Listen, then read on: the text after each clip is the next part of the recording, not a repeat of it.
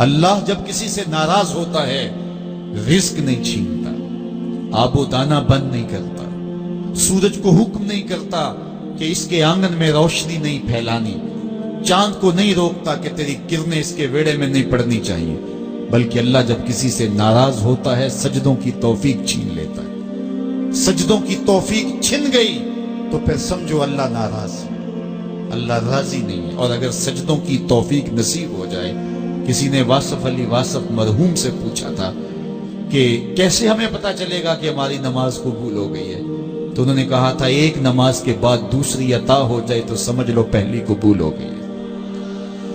تو نمازوں کا نصیب ہونا یہ اللہ کی رضا اور اللہ کی خوشنودی کی دلیل ہے، اور سجدوں کی توفیق کا چھن جانا یہ اللہ کی ناراضگی کی دلیل ہے۔ میں اور آپ دیکھیں کہ ہم کہاں کھڑے۔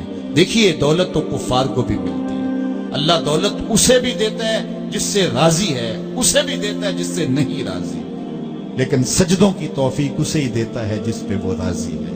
تو 5 گانا نماز شعار زندگی بنا لیجئے، نماز قضا نہ ہونے پائے۔ قیامت کے دن بے نمازی اس صف میں کھڑا ہوگا جس صف میں نمرود کھڑا ہوگا، جس صف میں حامان کھڑا ہوگا، قارون کھڑا ہوگا، شداد کھڑا ہوگا۔ مجھے بتائیے ہم میں سے کوئی یہ گوارہ کرتا ہے ہم اس صف میں کھڑے کر دیے جائیں جہاں دشمنان خدا کھڑے ہوں؟ آج کوئی نماز پڑھے یا نہ پڑھے، حشر کے دن حکم ہوگا کہ اللہ کے حضور سجدہ کرو۔ ہر کوئی سجدہ کرنا چاہے گا، جو نہیں پڑھتا وہ بھی کرنا چاہے گا، لیکن بے نمازی کی کمر اکڑ جائے گی، وہ آرزو رکھنے کے باوجود سجدہ نہیں کر پائے گا۔ قرآن بتاتا ہے کچھ لوگ جہنم کو دھکیلے جا رہے ہوں گے، انہیں کچھ لوگ پوچھیں گے ما سلککم فی سقر، تم جہنم کو کیوں جا رہے ہو، کیا ہوا تمہیں؟ تو وہ جواب میں کیا کہیں گے؟ لم نک من المصلین، ہم نماز نہیں پڑھا کرتے تھے۔ سب سے پہلا حساب قیامت کے دن جو بندے سے لیا جائے گا وہ نماز کا لیا جائے گا۔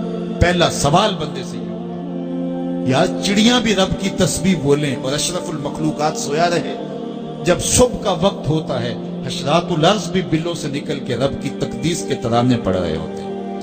درختوں کی شاخوں پہ چڑیاں پرندے وہ بھی اللہ کی تقدیس کے ترانے پڑھ رہے ہوتے ہیں، حشرات الارض بھی اس کی تقدیس کے گیت گا رہے ہوتے ہیں، اور اشرف المخلوقات خراٹے لے رہا ہو۔ اس سے بڑی بد نصیبی کیا ہو سکتی ہے؟ آئیے 5 گانا نماز شعار زندگی بنا لے۔ اس مجلس میں اگر کوئی بے نمازی ہے تو آج عزم مصمم کر کے یہاں سے لوٹے کہ آج کے بعد نماز نہیں چھوڑوں گا۔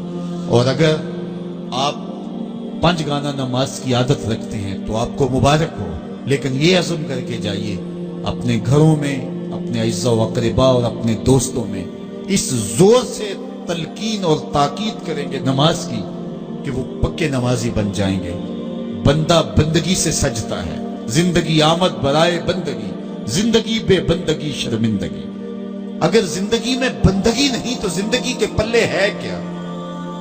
علماء نے لکھا ہے کہ یہ سارے درخت حالت قیام میں ہیں، چوپائے حالت رکوع میں ہیں، مینڈک تشہد میں ہے، اور حشرات الارض سجدے میں ہے، اور انسان اشرف المخلوقات ہے۔ اس کی عبادت میں درختوں کا قیام بھی رکھا گیا، اور رکوع بھی رکھے گئے، اور سجدے بھی رکھے گئے، اور قعدے بھی رکھے گئے، اس لیے تاکہ اس کی عبادت تمام مخلوقات کی عبادات کی جامع بن جائے۔ لیکن اس کے باوجود اللہ کے حضور سجدہ ریز ہونا پسند نہ کرے تو بتائیے کیسے رحمتیں اس کے اوپر اتریں گی؟ خوش نصیب تو وہ ہیں جو 5 گانا نماز ادا کرنے کے بعد تہجد بھی قضا نہیں ہونے دیتے، سجدوں سے اللہ کے حضور حاضری پیش کرتے ہیں۔ سب سے زیادہ بندہ اللہ کے اس وقت قریب ہوتا ہے جب سجدے میں سر رکھا ہوا ہوتا ہے۔ انسان کے اشرف اعضاء اس کے سر میں ہے، بولنے کی قوت زبان سر میں، دیکھنے کی قوت آنکھیں سر میں، سونگنے کی قوت ناک سر میں، چکھنے کی قوت زبان سر میں، سننے کی قوت کان سر میں، سوچنے کی قوت دماغ سر میں، اور سر مالک کے در پہ۔